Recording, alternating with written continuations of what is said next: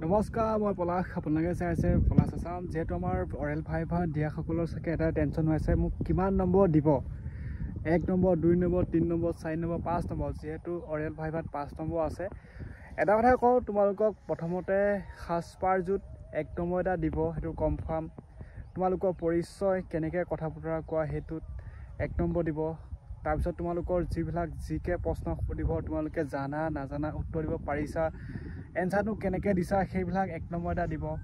বাকী 2 নম্বৰ তোমালোকক মানুহজনৰ ফিজিকেল ফিটনেছ কিমান আছে সেইটো চাই তোমালোকক এটা নম্বৰ দিব। টোটেল তোমালোকক A to Z তোমালোকে যোৱাৰ পৰা আৰম্ভৰ পৰা শেষলৈ কিমান নম্বৰ পাবা সেইটো তোমালোকৰ 1 নম্বৰ থাকিব। কাৰণ তোমালোকে গৈ পাই good morning sir, may I come in সেইবিলাক বা থেংক ইউ ছাৰ প্ৰশ্ন সোধোতে উত্তৰ দিওঁতে প্ৰথম সোমাই যোৱাৰ পৰা ধৰি তোমালোকৰ লাষ্টৰ ফালে কিমান কেনেকৈ তোমালোকে সেইটো এক্টিভটো তোমালোকৰ সেইটো চাই 5 নম্বৰ। টোটেল মই যিমানখিনি জানিছোঁ সেইখিনি শ্বেয়াৰ কৰিছোঁ। আৰু এতিয়া বৰ্তমান চিন্তা এটা হৈ আছে কিমান নম্বৰ পাম। বিশেষ একো নাই, চিন্তা কৰিব দৰকাৰ নাই।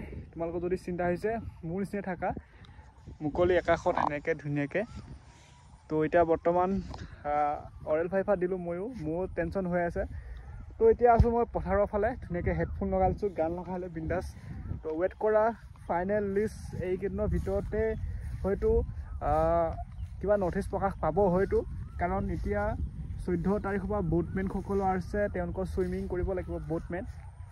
আৰু তেওঁলোকৰ ইণ্টাৰভিউ যোৱাৰ পিছতহে আমাৰ চাগে নেক্সট এটাৰ অফিচিয়েলিভাৱে ঘোষণা কৰা হ'ব কেতিয়া ফাইনেল কাট অফ লিষ্ট, কাৰ চাকৰি হৈছে নহৈছে, কেতিয়া আপডেট আহিব। হয়তো এইকেইদিনৰ ভিতৰতে মাৰিব পাৰে। মই আপডেটবোৰ দি ৰাখিম। মোৰ পলাশ আছাম ইউটিউব চেনেলটো ছাবস্ক্ৰাইব কৰি ল'বা। এতিয়া পথাৰ ফালে আছোঁ, এইফালে তামাম বৰষুণ ধৰিছে, পূৰা বৰষুণ। তো এনেকৈ অকলে মানে ভয় লাগি আছে ন। এতিয়া সকলো যোনসকলে মানে ফিজিকেল টেষ্টত এক্সামত এটা ভাল নম্বৰ পাই থৈছিলে, UR কেটেগৰীত নামটো আহিছিলে ভাইভা টেষ্ট দিবলৈ, তেওঁলোকৰ ভালেই হ'ব।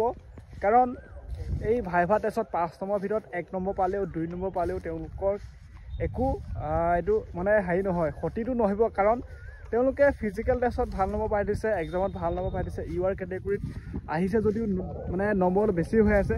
তেতিয়া ভাইভা টেষ্ট 1 নম্বৰ 2 নম্বৰ পালেও টেনশ্যন নাই, তেওঁলোকৰ নিজৰ কেটেগৰীত হ'লেও চাকৰিটো হ'ব। এতিয়া যোনসকলে কেটেগৰীত নাম আহিছিলে তেওঁলোকৰ বিশেষ চিন্তা হৈছে যে মোৰ ভাইভা টেষ্টটো কেনেকুৱা হৈছে। তো ভাইভা টেষ্ট ভাল হ'লেহে তেওঁলোকৰ ফাইনেল চিলেকশ্যনটো নাম আহি যাব।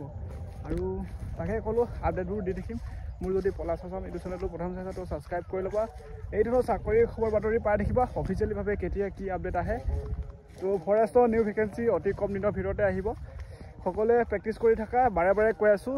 এইবাৰ যি ভুল হ'ল তো কাৰোবাৰ ফিজিকেলৰ কাৰণে মানে ফিজিকেলত বেয়া হ'ল, কাৰোবাৰ এক্সামত কিবা এটা কাৰণে নাম নাহিলে, বা এতিয়া ভাইভা দিবলৈ যিহেতু এটা পষ্টত 2-3জনকৈ এনেকৈ কিবা মাতি থৈছে, তো চাকৰিটো এজনেহে পাব। কাৰ কপালত কি লিখা আছে কোনেও গম নাপায়, খালি এজনে চাকৰি পাব। তো আপডেটবোৰ মই দি থাকিম। তো চেনেলটো ছাবস্ক্ৰাইব কৰি ল'বা। আৰু যিহেতু ফৰেষ্টৰ অহা কথা কৈছে, ফৰেষ্টৰ লং জাম্প আৰু 200 মিটাৰ ট্ৰেকত তোমালোকে প্ৰেক্টিছ কৰিব ষ্টাৰ্ট কৰি দিয়া। কাৰণ 200 মিটাৰ ট্ৰেকতহে ফৰেষ্টৰ ইণ্টাৰভিউ হয় ৰানিংটো। আৰু লগতে আসাম পুলিচৰহে 320 বা 400, কেতিয়াবা 200 মিটাৰ। তো সেনেকৈ প্ৰেক্টিছ কৰি থাকা। তো নৱেম্বৰ মাহত এপ্লাই হয়তো হৈ যাব, CM ছাৰে বাৰে কৈ আছে। তো সেনেকৈ আপডেটবোৰ দি থাকিম। আৰু এতিয়া ভাইভা টেষ্ট শেষ হ'ল, তো 14 তাৰিখৰ বোটমেন সকলো আছে, সকলোকে শুভেচ্ছা দিলোঁ আৰু ভিডিঅ'টো ইয়াতে শেষ কৰিলোঁ। তো এনেকৈ পথাৰ মুকলিত সেইটোৱে আৰু।